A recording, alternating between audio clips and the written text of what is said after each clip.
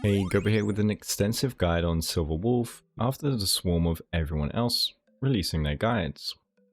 I was very busy, so I didn't have the time to, but having this extra time has allowed me to gain new knowledge and find the real best build for Silver Wolf that kind of veers off the current mainstream opinion with my calculations. Like I said in my recent video, I could be wrong and you should look at other content creators, but I'll provide you with all the maths and why the current guides for Silver Wolf aren't her best to me. I'll be comparing Wind set to Musketeer set, DPS rope to NG rope, which I believe to be useless on her, and I'll be comparing the Planar Ornament sets because my choice is not being recommended, which is fine. I'll also discuss the new way to play her, since the mono team hype is not as relevant anymore, so I'll instead discuss my bridge technique that I didn't get to talk about in the first video, so you'll get a really detailed and comprehensive guide on Silver Wolf. So today we will go through her stats, abilities, traces and her Eidolons, then her best relics, and her best light cones. Then we will finish with her rotation and team compositions. During the guide, we will calculate her max damage boosting potential and all of her effect hit rate needs, as well as properly discuss exactly how she works and how her weakness and bugs work. If you want more of these guides, like and maybe subscribe. I'm doing in-depth research on every unit in the game. Let's begin. So Silver Wolf is a gacha limited 5-star unit. She's a quantum unit and follows the Nihility path, which is the path dedicated to debuffs. Silver Wolf's niche is in Weakness Implant, a brand new effect that allows her to give enemies the weaknesses of her allies' elements, allowing for new team variations and new content to bring your units to. She also has a multitude of different debuffs that we'll look at during her abilities. So level 80 she has a base HP of 1047, a base attack of 640, and a base defense of 460. She has a high base speed of 107 and her energy cost is 110. As an Nihility unit, she has a taunt value of 100, equivalent to about a 22% chance of being hit in a standard team. Her HP is thus pretty average or below average, and her defense is average too. She is in the top 10 units for base attack however, which is great. At 107 speed, she is the 5th fastest unit, tied with Su Shang and the fastest Nihility unit in the game. This is excellent for her supportive role, taking turns before allies and taking them quicker means more debuff uptime. Finally, at 110 energy costs, she has one of the lowest costs in the game, so whilst her defensive stats are okay, her offensive and utility stats are very good. Now let's move on to her abilities, and we will explain exactly how they work from what we know during live testing. So her basic attack is System Warning. She will deal a standard amount of quantum damage to a single enemy, dealing 30 toughness damage and regenerating 1 skill point as well as 20 energy. Her skill is Allow Changes, and this is the sweet part but not the only part of her kit. It is an impair type skill with many effects. So the first effect is that there is a base chance for Silver Wolf to add the weakness of an on-field allies type to the target enemy for 2 turns. Basically meaning you can bring a fire ally to an enemy that isn't weak to fire and add fire weakness to this enemy. This means that you can break the enemy's toughness with an additional element than usual. This weakness implant will prioritize implanting a weakness that is not a base weakness of the enemy. So facing fire, lightning, quantum weak enemies with physical teammates will prioritize implanting physical. If you're running into an enemy that isn't weak to any of your elements, then Silver Wolf's implant chance depends on the number of elements, not the number of allies with that element. So if you have 3 fire teammates and Silver Wolf, it will be a 50% chance to apply either fire or quantum as a weakness, not 75%. This is in line with testing we did before her release. Now something that changed from that testing was the second skill use. We thought that you could use skill again and have a 100% chance of applying the right element this time around, making teams consistent at the loss of 1 skill point. It turns out on live release that if you skill, you still have a chance of reapplying the same weakness, as Silver Wolf will remove the weakness before implanting a new one. So you could end up with the wrong weakness several times in a row, making it kind of RNG. So after the weakness implant happens, this skill will also reduce the enemy's damage resistance to that weakness type by 20% for 2 turns. So if I apply a fire weakness, the enemy also gets their fire damage resistance reduced. If you don't apply a new weakness, this effect won't happen, and to finish with the weakness part, an enemy may only have 1 weakness from Silver Wolf. Finally, there's a 100% base chance to reduce the all type resistance of the enemy by another 10% at max level. So 30% total resistance reduction for the specific element that you implanted the weakness of, and 10% for any other element. Silverwolf will also deal a large amount of damage to this enemy, doing 60 toughness damage, consuming a skill point, and regenerating 30 energy. Her ultimate is user banned. It has an energy cost of 110. It's way simpler than her skill. She has a base chance of decreasing the target's enemy's defense 45% at max for 3 turns. And she will also deal an even higher amount of damage to that enemy. This will do 90 toughness damage and refund 5 energy. Her talent is a weighting system response. Silverwolf will create 3 types of bugs that can be applied to enemies as separate debuffs. The first type will reduce the enemy's attack percent, the second will reduce their defense percent, stacking with her ultimate's defense reduction, and the third will reduce the enemy's speed percent. One of the ways she applies these bugs is in her talent, and it states that whenever she attacks, she has a base chance of implanting one of these bugs at random for 3 turns on the target she attacks. So her ultimate and skill can in fact implant 2 bugs in the same turn. These bugs have a smart system, and thank God they do, where they'll be applied in a random order, but Silverwolf will always apply all 3 different bugs eventually, rather than repeating. There won't be any repeats, and the same type bugs can't stack with themselves, so it's good they can't repeat and waste your time. They'll be random, but you'll get them all eventually. Finally, her technique is Force Quit Program, and just as I was hyped for it pre-release, it is an awesome technique that you should be using for quality of life. This is an attacking technique, so use buffing techniques before it. She will do a good amount of quantum damage to all enemies and reduce toughness of all enemies regardless of weakness type. If it breaks their toughness, it will count as a normal quantum break, applying entanglement to enemies. Entanglement will delay enemies and deal a great amount of damage if stacked. So for first waves of enemies in any content, this is a really useful survivability and damage tool mixed into one. Let's talk now about her traces. Her first trace passive is Generate. The bug duration is extended for 1 turn, meaning all her bugs now last for 4 turns.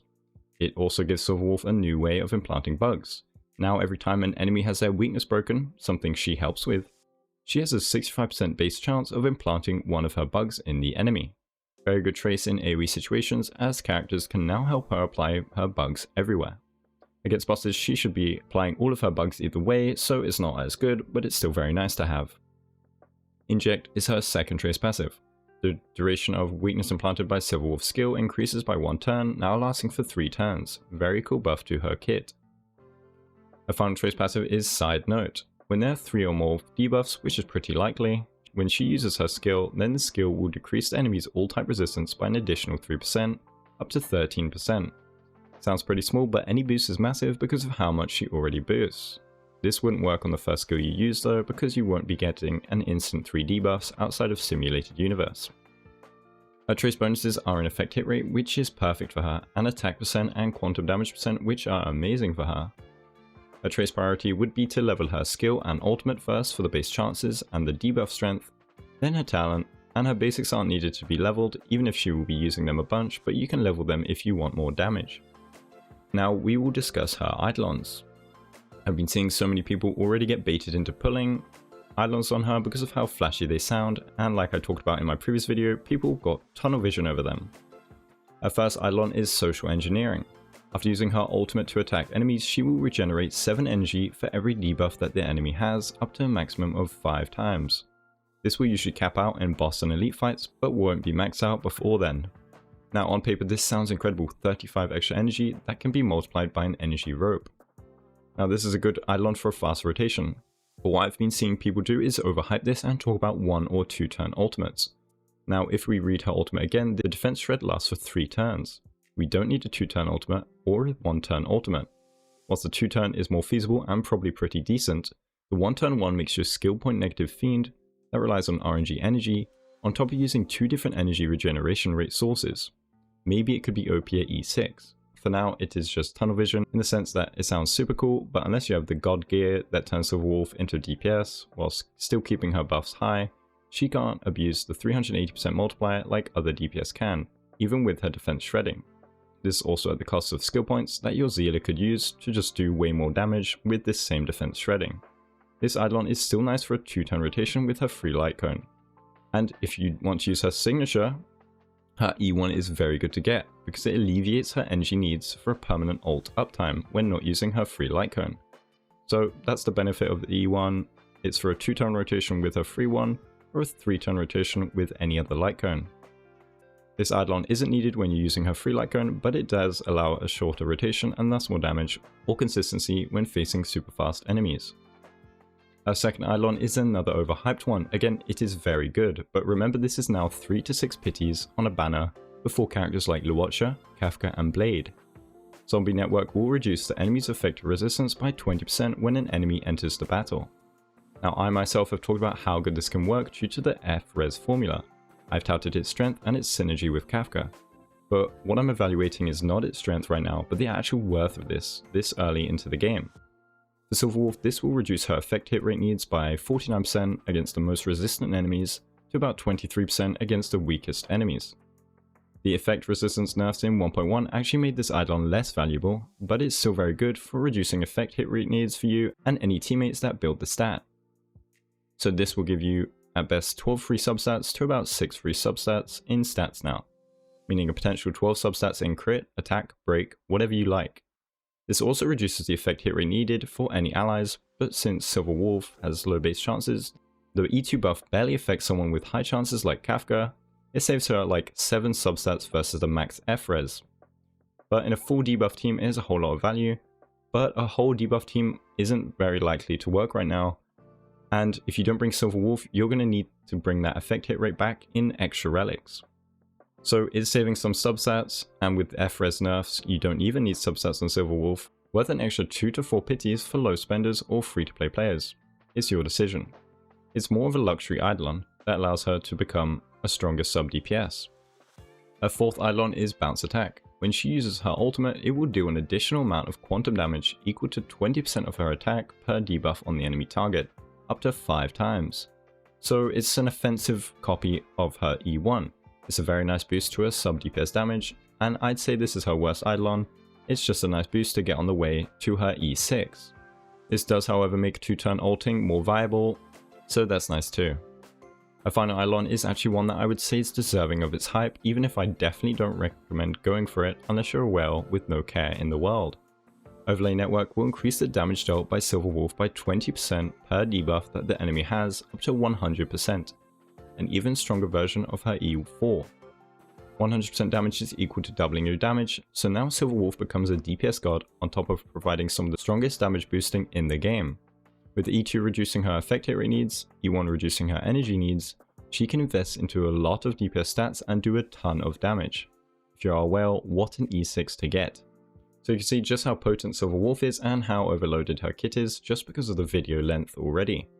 She has the most unique debuff in the game, and that's on top of a ton of other debuffs. If we count her weakness implant, her extra resistance reduction, her 3 bugs, her ultimate defense reduction, her weakness break entanglement, she has 7 total debuffs in her kit, 8 with her signature light cone. Now that doesn't mean 7 random debuffs equals OP, but in her case it is pretty OP. She does have RNG and she isn't perfect, and her weakness implant isn't truly consistent, but we will talk about how to abuse the RNG to our advantage. Her Eidolons are a nice boost to her kit and lets her transform herself into a DPS carry that also brings an insane amount of versatility and damage boosting. Before we go on to our best builds, let's calculate how much damage boosting she can bring to the team at full power. I already did this before, but I couldn't leak the actual values, so now I can redo the calculation with the real stuff. So her weakness implant will allow your teams to get a whole ton of breaks. This damage exactly can't be calculated, but we can assume you get at least 25% more breaks per cycles of your team. This can go a bit lower or a bit higher. Even if you implant a weakness just for Silverwolf, her toughness damage is immense, and more breaks equals more survivability and more damage, as the broken multiplier is changed to 1 when an enemy is broken. So we get more damage and a 1.11 times damage increase for the team when the enemy is broken.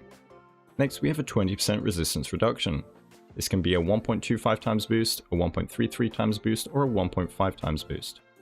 If we include the extra 13% all type resistance reduction, this goes to 33% resistance reduction, and goes to a 1.415 times, 1.55 times, or 1.825 times damage increase, averaging at a 1.6 times damage increase, and making our total damage increase 1.778 times. Now if we include her defense shred, her ultimate and talent stacks to a 53% defense shred for a damage increase of 1.38 times. This gives us a total damage increase of 2.45 times. A defense light cone gives us a 1.12 times damage increase too, for a total of 2.744 times damage increase which is nearly tripling your damage. This is versus a weakness broken enemy with her best conditions and her signature light cone. It would be 2.45 times without the signature, 2.2 times without the weakness break on top, and a lot less without the initial resistance reduction, at 1.89 times.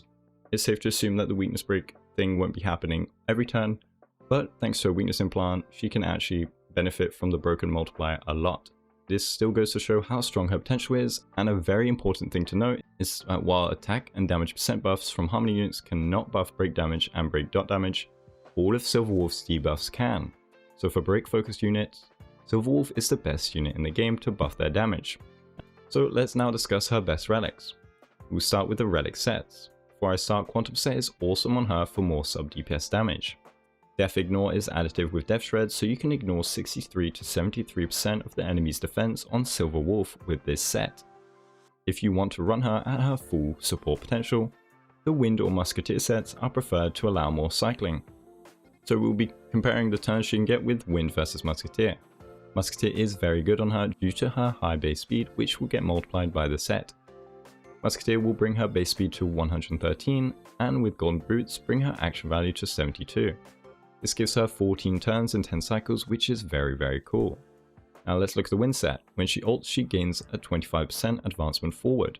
So let's assume she uses it at the end of her second turn for her first rotation, since you start at half energy in Memory of Chaos, and then every 3 turns at a typical E0 rotation. As you can see, you gain 1 extra turn in these 10 cycles over Musketeer. Now that doesn't mean Wind is better, it actually means that Musketeer is more preferred. It shows that both are pretty good though, and that you can use either. Musketeer is way more universal though, and way easier to get. On top of that, the attack percent and the basic attack damage percent is more valuable. Finally, an extra turn doesn't equal better relic set. Remember to look at actual value over potential value. This extra turn is way too late, and you'd probably finish the run by then. So for her best relic set, go for Musketeer, and go for the Quantum set if you're going for more of a sub DPS build, and for example you have E1 and E2. The Quantum set on a 2-turn ult rotation could result in a lot of extra DPS, so it could be really good. For her Planar Ornament set, I will be recommending the Sprightly Von Wax set for E0, which I'll explain after, and then the Space Ceiling at E1 and higher. Pangalactic set is no longer needed due to the enemy nerfs, and is only a 0.25% attack increase over Space Ceiling at her optimal effect hit rate, meaning it's much worse than Space Ceiling at most parts of the game. If for some reason you're going above 100% effect hit rate, then Pangalactic would be her best before E2. Pangalactic can also be used to alleviate effect hit rate needs, but because of the nerfs, it's very easy to get these needs, especially with her free light cone. So Space Ceiling is way more universal and easier to farm. Fleet of the Ageless for more support for your team is nice too, but for E0 with her free light cone, go Sprightly. Now for her main stats, you'll go effect hit rate chest unless you're doing great on effect hit rate subs, then you can go attack percent or crit depending on what you want to prioritize as a sub DPS. You can go for attack percent if you don't think you'll get many crit stubs, but if you want the crit, go for it, it's probably pretty strong. Speed boots are mandatory. Don't go attack percent boots like some people are recommending. For Planessphere, you should go quantum damage percent to boost her great damage even further, and for rope, go attack percent or break effect percent depending on your sub DPS playstyle. Break effect is a potential build due to the quantum break effect being so strong and her weakness implant. If she's not breaking though, break effect will be worse than attack percent.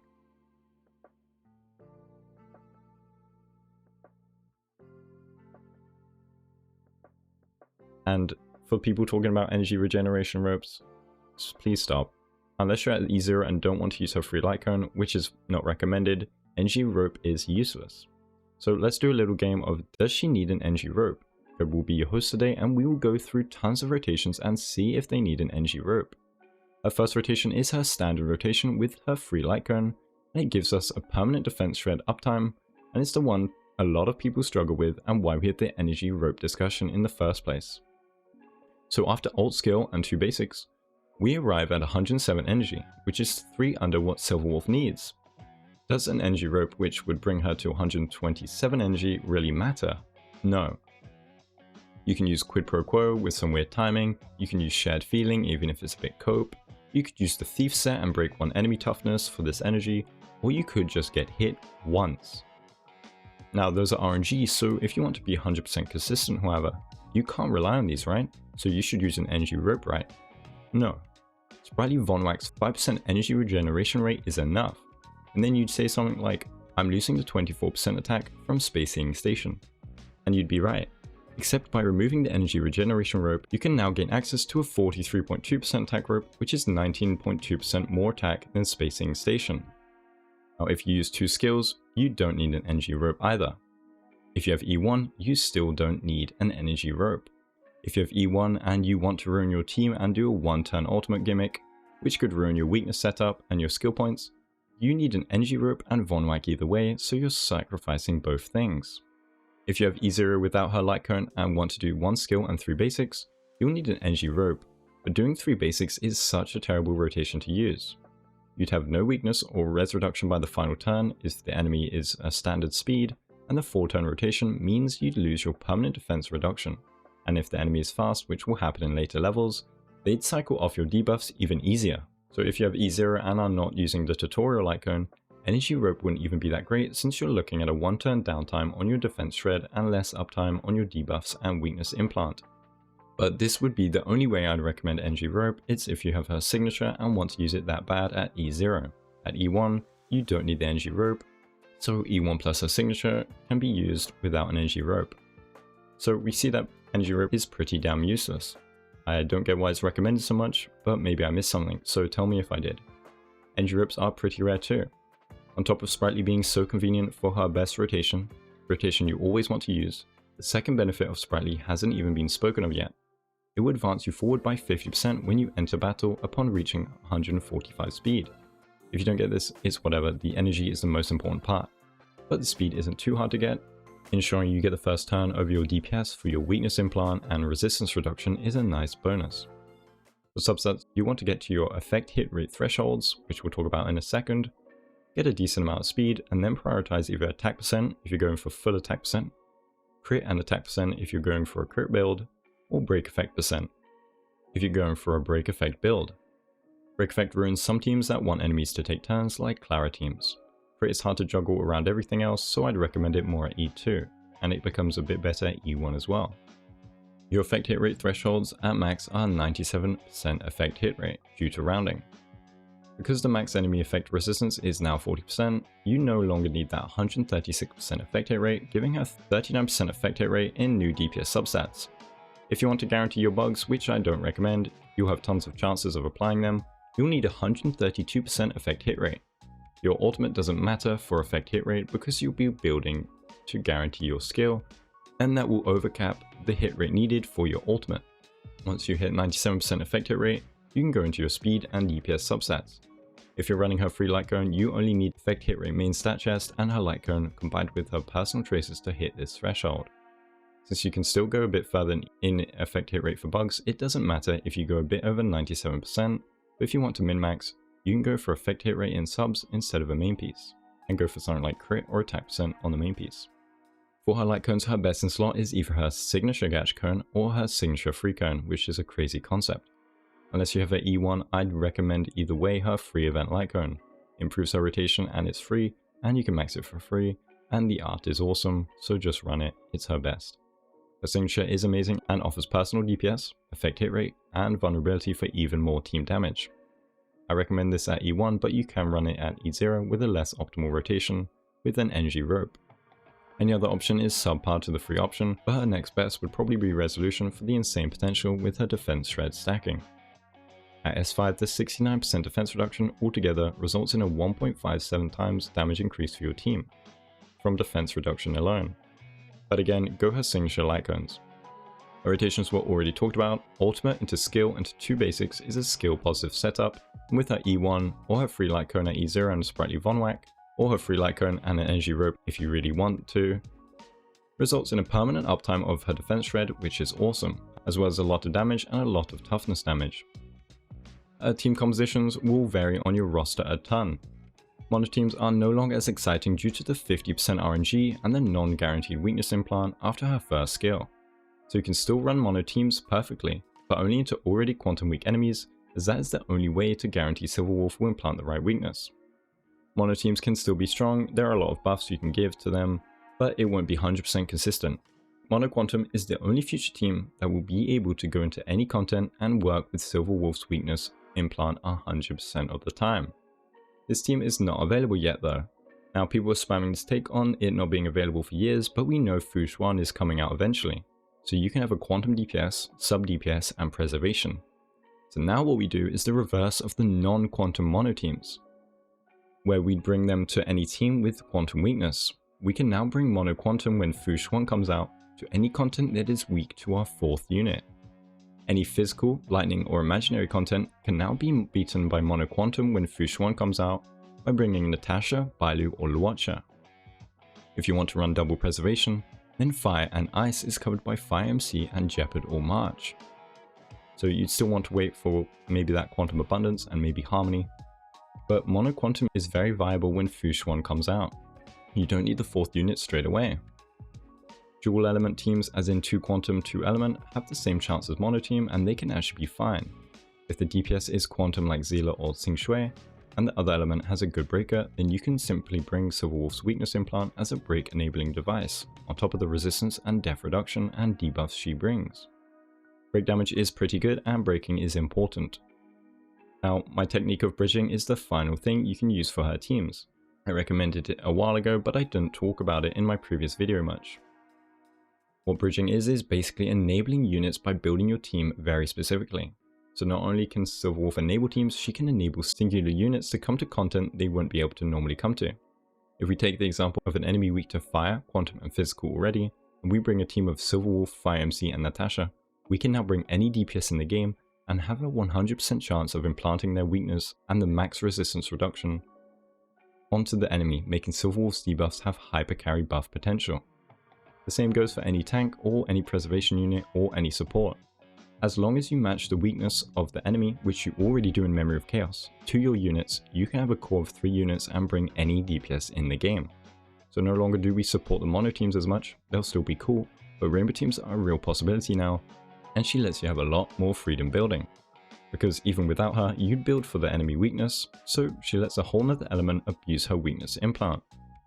Her best teammates are going to be Quantum DPS with the Quantum sets because of the Death Ignore being additive with her already high defense shred. On top of that, Mono Quantum is the only 100% consistent mono team, but it can't be built yet. Another good teammate is Pella with Mono Ice because of the res and defense shred stacking with Pella's E4. But it's not fully consistent, which is fine, unless you're fighting Quantum weak enemies. Teams are completely versatile and interchangeable with Silver Wolf, so I can't really say any teams because it changes depending on the content and who you have. That's how Silver Wolf now works. So to those people calling weakness RNG bad, it turns out we can abuse her RNG just like we can abuse Xingxue's RNG. That was my long and extensive guide on Silver Wolf. If you liked this vid and learned something, like and maybe consider subscribing. Thanks for watching, have a Guoba day.